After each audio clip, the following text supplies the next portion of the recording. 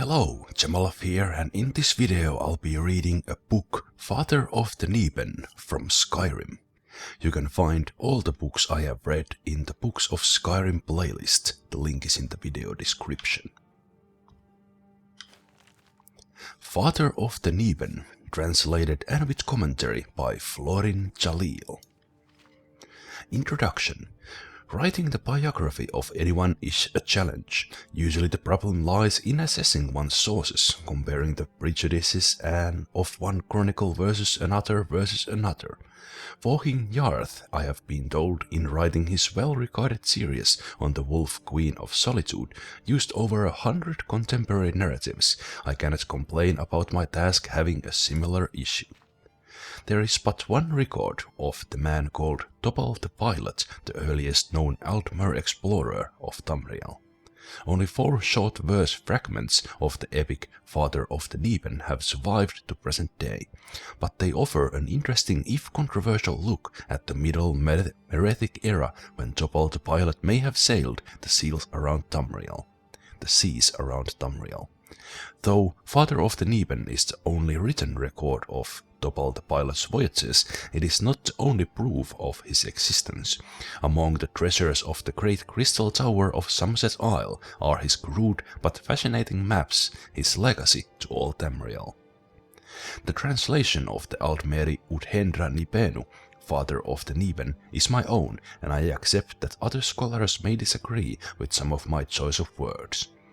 I cannot promise my translation lives up to the beauty of the original. I have only strived for simple coherence. Fragment 1.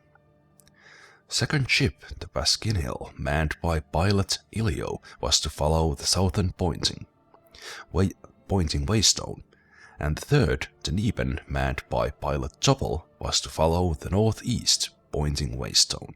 The orders from the crystal tower, they were to sail forth to 80 moons and 10 return to tell.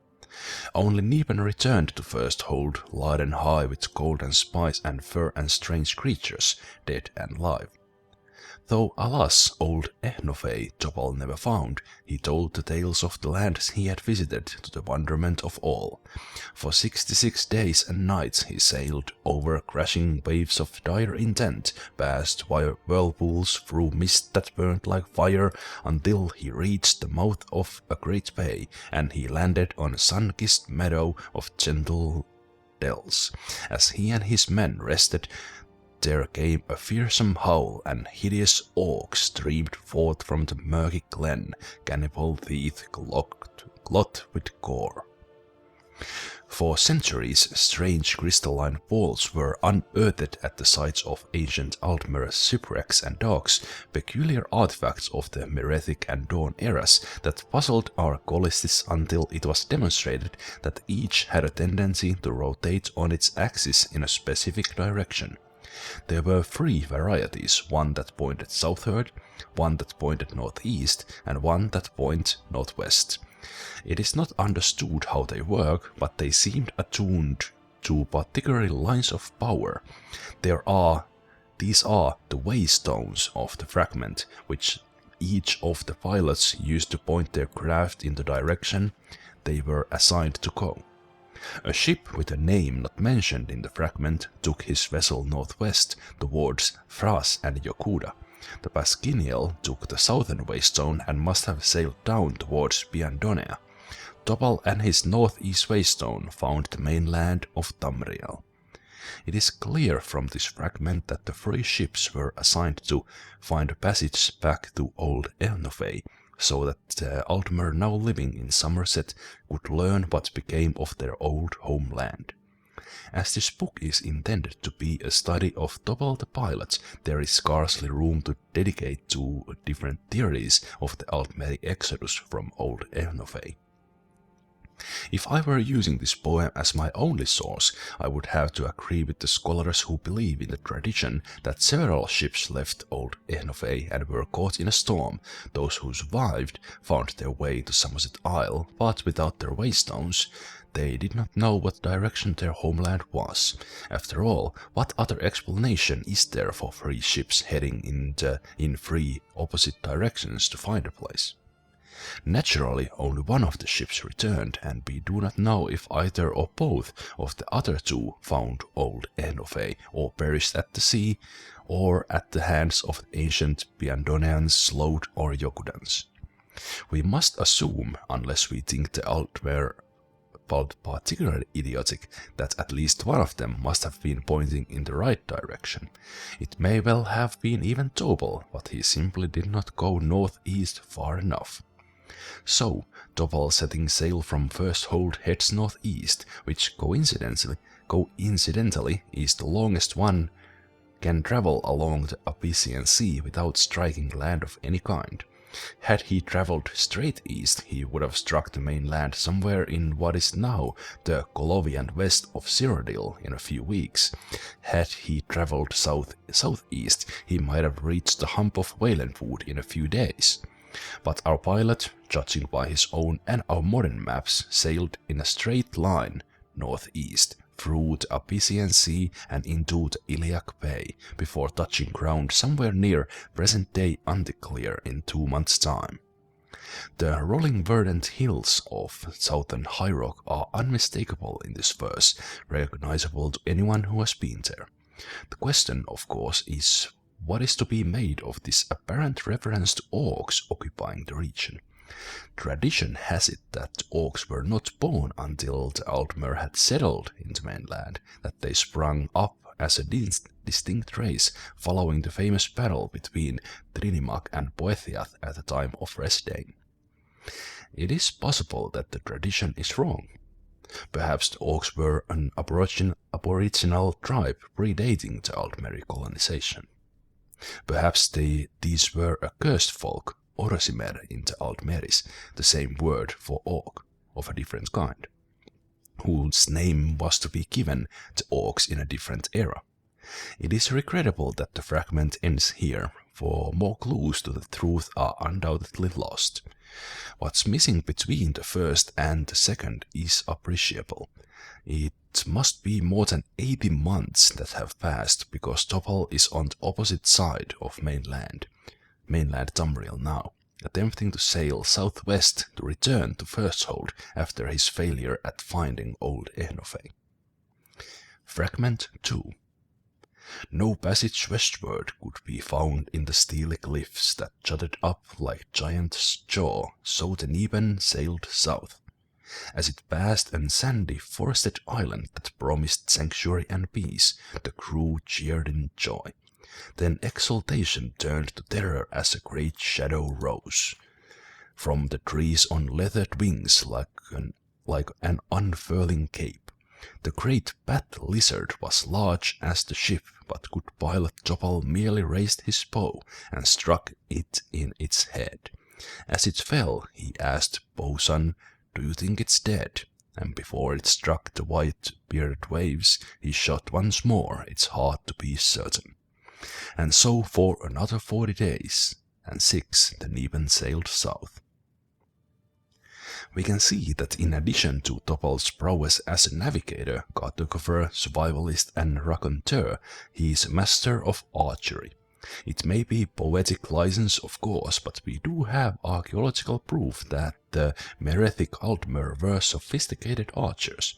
Their bows of layers of wood and horn drawn by silver silk thread are beautiful and still, I have heard experts say, millennia later, very deadly. It is tempting to imagine it a dragon, but the creature that Topal faces at the beginning of this fragment sounds like an ancestor of the cliff racer of present-day Morrowind. The treacherous cliff coastline sounds like the region around Necrom, and the island of Korne may be where the nest of the bat lizard is. No creatures like that exist in eastern Morrowind to my knowledge at the present day. Fragment 3.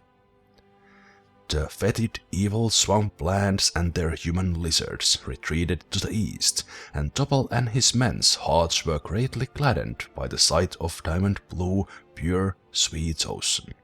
For 3 days they sailed in great cheer northwest, where first hold beckoned them, but hope died.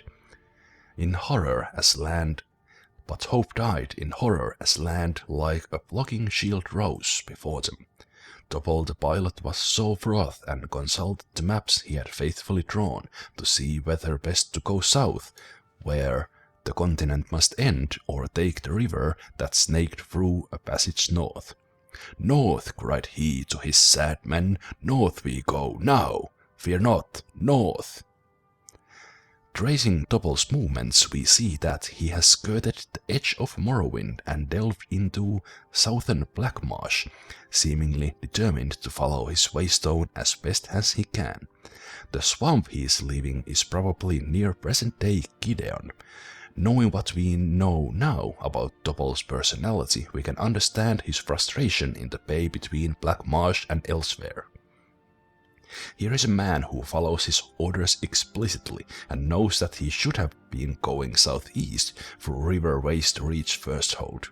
Looking at his maps, we can see that he attempted to find passages through, as he has mapped out the inner sea of Morrowind and several of the swampy tributaries of Blackmarsh, no doubt being turned away by the disease and fierce Argonian tribes that dissuaded many other explorers after him.